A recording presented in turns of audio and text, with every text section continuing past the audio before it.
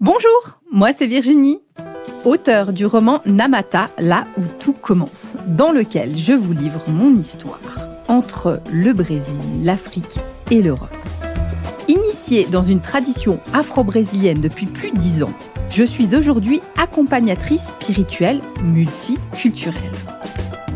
J'invite chacun et chacune à initier son pèlerinage intérieur pour trouver sa propre foi. Dans ce podcast, on parle religion, spiritualité sans langue de bois, sans tabou et dans le respect indispensable des croyances de chacun. Et bienvenue à toi dans ce nouvel épisode de podcast de rentrée 2023. Au moment où j'enregistre cet épisode, nous sommes en mi-septembre 2023 et j'avais envie de refaire le lien, refaire le fil avec ce que j'avais laissé en juin, qui est le cycle de Oshun. Donc rappeler qui était Oshun, remettre un cadre autour de cet orisha et regarder un des aspects de sa personnalité et qu'est-ce que nous pouvons en tirer sur notre propre expérience. Et je me permettrai de faire le lien avec ma propre rentrée et combien Oshun a été soutenante pendant cette rentrée scolaire. Alors, je me présente, donc je suis Virginie Lamien. Tu sais que j'accompagne les personnes au quotidien. Si tu veux, donc j'accompagne les personnes d'un point de vue spirituel. Si tu veux plus d'informations, tu peux aller sur mon site yalorisha.com. Si on ne se connaît pas, il est possible de prendre un entretien de découverte. Mes accompagnements ne sont disponibles qu'après un premier entretien parce que je personnalise énormément les accompagnements. Donc, il est rare tu aies de l'accompagnement comme tout le monde. Donc, je préfère faire des entretiens, te découvrir et choisir avec toi le cheminement ou pas qui te correspondra le mieux. Ou alors, ça peut être une aide ponctuelle. yalorisha.com, tu peux aller sur le site, tu auras mon lien sur tous les articles de blog et sur la page de contact. Alors, aujourd'hui, revenons sur Oshun. Alors, qui est Oshun ? Bref rappel de Oshun. Oshun est une divinité vénérée dans les traditions religieuses d'origine d'Afrique, puis après dans le Candomblé et dans l'Umbanda brésilien.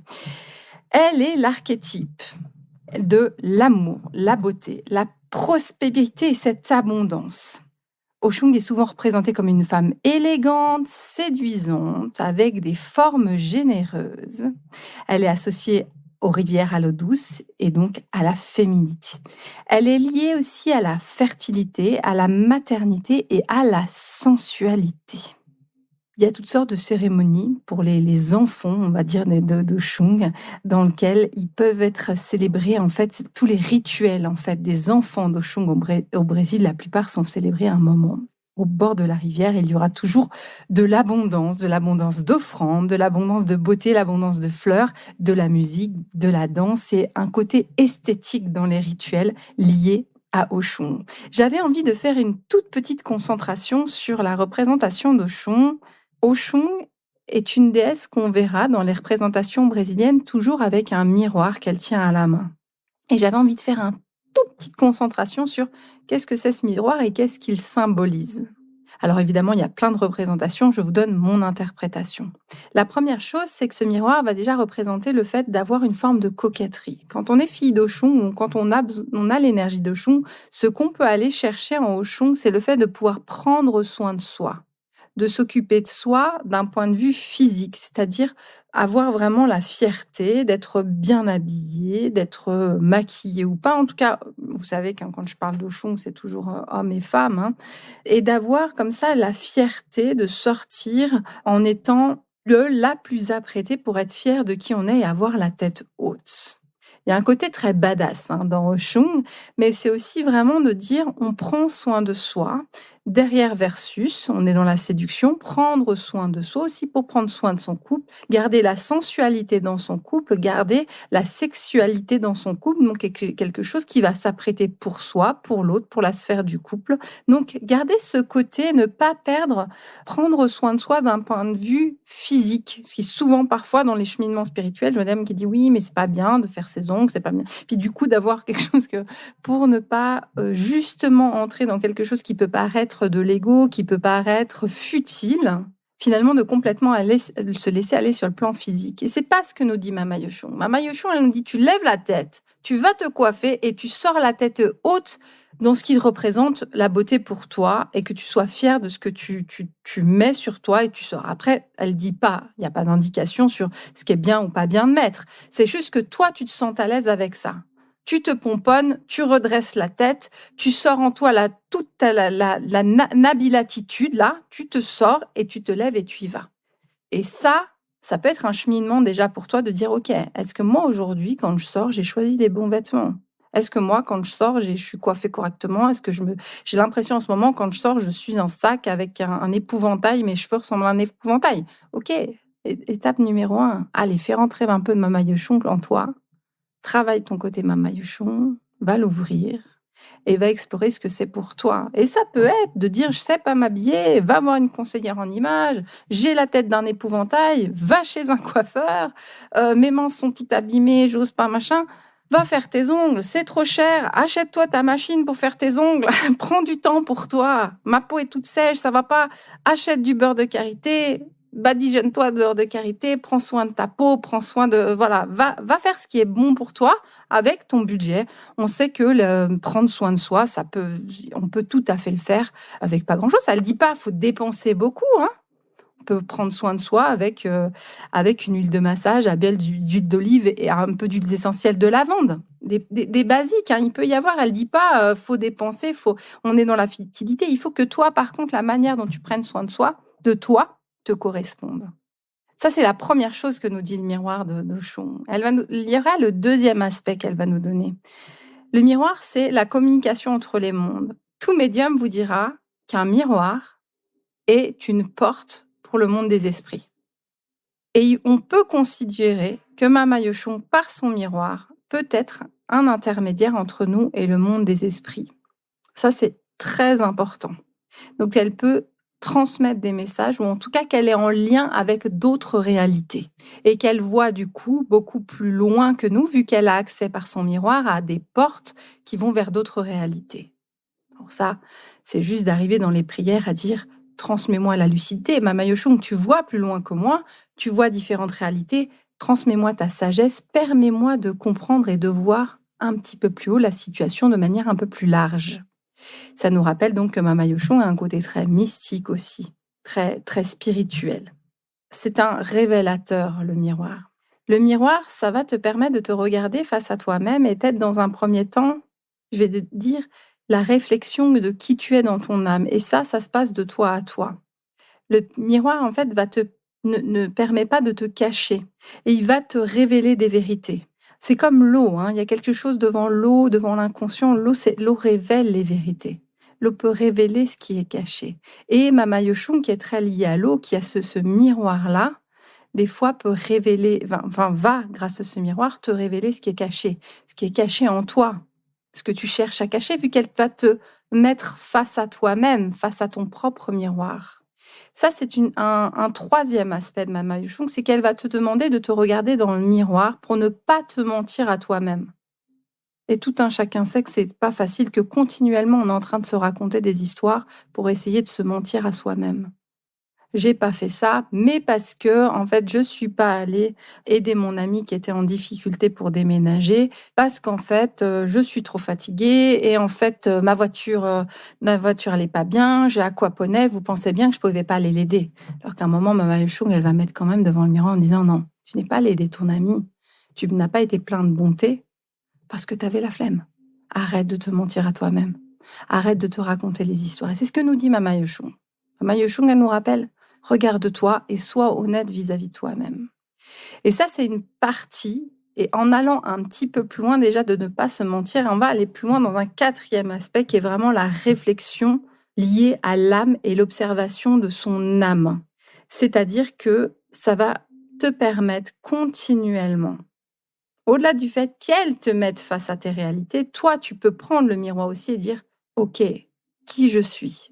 Quel est le miroir? Qu'est-ce que je me reflète vis-à-vis de moi-même? Comment les autres peuvent me faire percevoir?» Parce que c'est ce que fait le miroir, il met en image ce que moi je ne vois pas, donc comment les autres peuvent me regarder? Et le miroir de Chong, il arrive à une très, très, très, très grande introspection.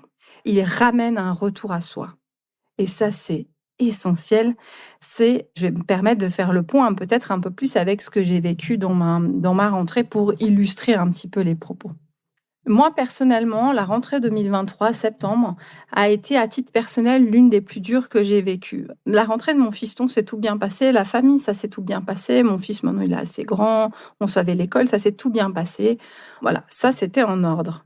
Il a une super école, il n'a jamais été aussi près de la maison, c'était une chouette rentrée. Par contre, pour moi, retour de vacances, il fallait que je retourne travailler. Ça, c'était dur. Ça, c'était dur parce que j'avais quelque chose pour moi qui bloquait et je me suis beaucoup questionnée: «Qu'est-ce que je fais là? Qu'est-ce que je fais là?» Puis vite, on va être dans les lamentations, on fait Calimero, hein: «Ah, c'est difficile, difficile, qu'est-ce que je fous là? Qu'est-ce que je fous là?» À un moment, on revient à soi-même, dire: «OK, ma Majuchon, là, est-ce que j'ai quelque chose à voir? Qu'est-ce que moi je peux faire actuellement? Qu'est-ce que moi je peux faire pour être bien à ce moment-là?» La vérité, le constat, c'est que j'avais pas de solution à part, de solution autre. J'ai pas cherché de travail à côté, mais si voilà, même si j'avais regardé, je pense que j'aurais pas vraiment trouvé. Donc c'est dire actuellement, c'est depuis cette partie-là, depuis cet endroit-là que je dois subvenir à mes besoins. Ça, c'est hyper important, hein, en tant que de se rappeler, hein. C'est pas qu'on est aligné, je me sens pas alignée, je démissionne et puis advienne que pourra des factures.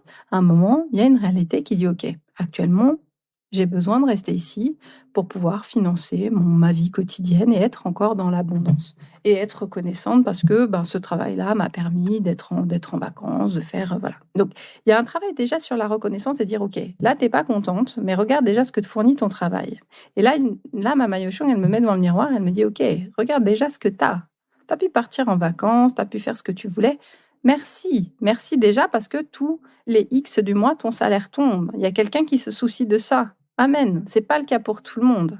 Donc ça, c'est un premier niveau de gratitude. Déjà, on baisse le ton quand on est en train de se lamenter, on baisse le ton. Après, c'est dire: «OK, là, je me sens pas à l'aise. Est-ce que je suis avec les bonnes personnes autour de moi?» Il s'avère que je trouvais qu'il y avait des tensions pour moi actuellement dans ce qu'il y avait dans mon activité et j'arrivais pas à me dire: «OK, comment tu avances? Comment tu fais?» Et soit je fais la gueule tout le temps, ce que j'aime pas, parce que je suis pas de nature à faire. En plus, je suis fille d'Ochala. Moi, j'ai le pardon facile. J'ai besoin d'être dans la bonne humeur. J'ai besoin d'être dans le pardon. J'ai besoin d'être dans une bonne ambiance, moi. Vraiment, c'est important pour moi. Et il y a un côté maternant, vous voyez, enfin, j'ai un côté, moi, je suis très, vous verrez plus tard Yemanja, mais moi, je suis très Ochala, donc dans le pardon, dans le fait que tout doit être en paix. Et Yemanja, le fait d'accompagner les gens autour de moi en étant plus maternante. Si je suis dans l'attention, moi, je suis mal-être. Je suis en train je meurs toute seule dans mon coin. Donc moi, j'avais besoin de changer de posture et dire: «OK, là, ton travail, il va pas changer, c'est comme ça. Tu vas pas pouvoir partir comme ça en claquant des doigts. On te met pas d'opportunité devant toi pour que tu changes. C'est comme ça et quand c'est comme ça, tu as la bonne place maintenant pour vivre tes expériences». OK, donc là, on rebaisse d'un niveau, on dit: «OK, OK, OK». Le miroir me dit quoi? Il me ramène dans moi. C'est moi qui dois changer ma posture pour aller au travail avec le sourire et ça ne viendra que de moi. Il y a aucun de mes collègues qui va changer. Je ne changerai personne. Comme dans mon couple, je ne vais pas changer l'autre. Moi, je ne peux que changer la proposition de ce que je suis dans le couple. Je ne vais pas changer mon mari. Il est ce qu'il est, il chemine à son rythme. Je ne vais pas changer mon fils. Je lui fais juste des propositions d'éducation. Il prend pas, mais il se construit sa propre personnalité avec les propositions que je lui fais. Mais c'est un être indépendant. Donc moi, si je veux que ma situation au travail change, la première chose, c'était de dire: «OK, maintenant tu vas changer de posture. OK, si tu veux que ça se passe bien, tu veux mettre le sourire, OK, ça doit venir de toi. Maintenant, tu mets un sourire sur ton visage». Ça ne veut pas dire que c'est tous les jours facile. Je me suis dit: «OK, lundi matin, après ma prière, je dis: "OK, à partir de maintenant, je viens avec le sourire"». Et j'essaye d'instaurer ce sourire et ça me demande de l'effort et de l'entraînement pour dire que le trajet où je vais au travail, je mets un sourire sur mon visage et je mets un sourire dans mon cœur pour dire: «OK, aujourd'hui, moi, je vais rayonner. Aujourd'hui, je vais faire en sorte de ne pas être pas content, de me plaindre, de regarder les histoires de collègues, de machin, la machine à café. Je ne participe pas et je ne regarde que le positif». Ah, vous me direz: «Oui, mais c'est gnangnan, tu les trucs». Non! Ce que je peux faire et la meilleure chose que je puisse faire pour mon travail et mon quotidien et vous le dupliquer dans toutes les difficultés de la vie, c'est d'être maintenant, à l'instant où je suis, la personne la plus adaptée et la plus orientée solution dans l'instant. Les problèmes, de toute façon, ils viendront. toute façon, ça viendra plus tard. Alors, je dis pas que ça veut pas dire qu'on prépare les choses, mais ça veut pas dire qu'on n'anticipe pas. Ça veut dire qu'avec une bonne préparation quotidienne, on ne gère pas les problèmes du futur maintenant. Les problèmes du futur, ils se géreront dans le futur. Moi, ce que je veux, c'est régler les problèmes de maintenant. Je vais m'adapter et je vais regarder et accueillir ce qui vient. Et accueillir ce qui vient, c'est avec le sourire, c'est accueillir mon chef qui peut être de pas bonne humeur, ma collègue qui peut être de pas bonne humeur, mon autre collègue qui peut être de pas bonne humeur. C'est OK, la personne qui essaye de me refiler son travail, enfin, j'ai une vie de travail un peu comme tout le monde. Mais de dire, OK, non, ça, je le prendrai pas. C'est OK, je vais t'aider, mais mon cadre, c'est ça. Plus, je le ferai pas. Donc, c'est vraiment d'arriver à revenir et dire, c'est quoi la chose que je veux faire? C'est quoi le quotidien que j'ai envie de créer? Et là, c'est de regarder dans son miroir. Et c'est un petit peu la chanson de Michael Jackson, hein. Tu ne peux changer que la personne qui est dans le miroir. Tu es la seule personne c'est le seul espace que tu peux changer par tes actions. Mais ça, tu peux le faire. Donc, c'est vraiment d'essayer de revenir à ce moment-là. Et le miroir d'Oshun nous invite à ça. Il nous invite à une réflexion profonde de qui nous sommes, à une introspection dans toutes les situations et face à toutes les épreuves, et d'accepter les épreuves comme un travail sur soi pour améliorer la personne qu'on a dans le miroir. Alors, tu auras plein d'épreuves dans la vie. Il n'y a personne qui t'a dit « Ah, mais si tu as la foi, tu n'auras pas d'épreuves, tout va bien se passer, il y aura l'argent, tu auras un mari très beau, tu auras une femme très belle, tu auras... » Personne ne dit ça. On te dit par contre, tu auras des épreuves et en cultivant ta foi et en cultivant qui tu es, tu arriveras à les traverser avec plus de force. Et c'est ça qui est hyper important et c'est ça qu'il faut travailler. C'est ça avoir la foi. C'est ça cultiver, que ce soit avec les orishas, avec les dieux en direct, avec différentes manières d'avoir, différentes cosmogonies, différentes... ça, vous le retrouvez dans toutes les confessions, dans toutes les religions. C'est dire, OK, toi, là, tu as la capacité d'entrer en toi, de cultiver la foi, d'aller chercher la force, d'agir aujourd'hui. Le futur n'est pas entre tes mains. Demain, c'est pas entre tes mains. Tu sais pas ce qui va arriver. Tu n'es pas Dieu. Tu sais pas ce qui va se passer. Tu peux pas tout préparer. Ce qu'on appelle le lâcher prise. Hein. Tu lâches tout, mais tu agis maintenant. Et tu agis maintenant depuis toi-même. Et c'est ça que nous invite à faire le miroir d'Oshun. C'est ça qu'elle nous invite à regarder. C'est une introspection profonde qui va de notre mental, de nos actions, jusqu'au plus profond de notre âme. C'est pas évident. C'est un entraînement. On le travaille. C'est vraiment une discipline à avoir jusqu'à arriver à être inébranlable aux situations ou avoir vraiment juste être en réaction que quand c'est très, très grave. Ma proposition, c'est toujours d'essayer de cultiver ces renforcements de la foi dans des moments où c'est moins grave dans la vie. Il m'arrive que des personnes me contactent après une phase de deuil ou évidemment des moments où il est hyper compliqué de traverser la foi parce que déjà la personne est en train de se reconstruire. Il y a tout un travail de guérison à faire. Alors que si tu es dans une période où un peu compliquée, mais c'est pas non plus le drame, tu n'as pas perdu d'enfant, tu n'as pas perdu un membre de la famille, tu peux venir aussi à ce moment-là cultiver ta foi pour te dire « Ok, je cultive maintenant ma foi dans une période un peu... La mer est calme pour que le jour où il y a la tempête, je sois inébranlable, je tienne mon navire. » Et ça, c'est ça que nous invite à faire Mama Yoshong aussi, c'est de dire travaille aussi en eau douce, travaille dans tes eaux calmes, fais des phases d'introspection en eau douce. Parce qu'après, il y a la mer, parce qu'après, il peut y avoir des tempêtes, parce que même dans le fleuve, il y a des chutes d'eau. Et adapte-toi, toujours en lien avec ta foi. Pour ce faire, tu peux aller sur mon site internet, prendre rendez-vous éventuellement. Et j'ai à disposition, en fait, tout un cheminement qui va durer sur environ 6 mois pour apprendre à renforcer étape par étape, au fil des mois, cultiver et faire de ta foi quelque chose, des fondations hyper solides et que ta foi soit un château fort. Ça s'appelle cultiver et créer son Dieu intérieur. Donc, n'hésite pas à m'envoyer un message si tu as des questions. On peut discuter si c'est le programme le plus adapté pour toi. Je verrai si je le mettrai sur mon site au moment où tu m'écoutes. En tout cas, tu peux venir m'interroger ou m'envoyer un petit message. Mais pense maintenant à ce côté de Mama Yoshong qui dit la foi, Mama Yoshong étant une déesse. Le travail intérieur ne commence que par moi-même. Et là, aujourd'hui, qu'est-ce que je fais? Et interroge-toi, qu'est-ce que tu fais maintenant pour cultiver ta foi? Qu'est-ce que tu fais maintenant pour être ultra forte intérieurement au moment où il y aura des tempêtes?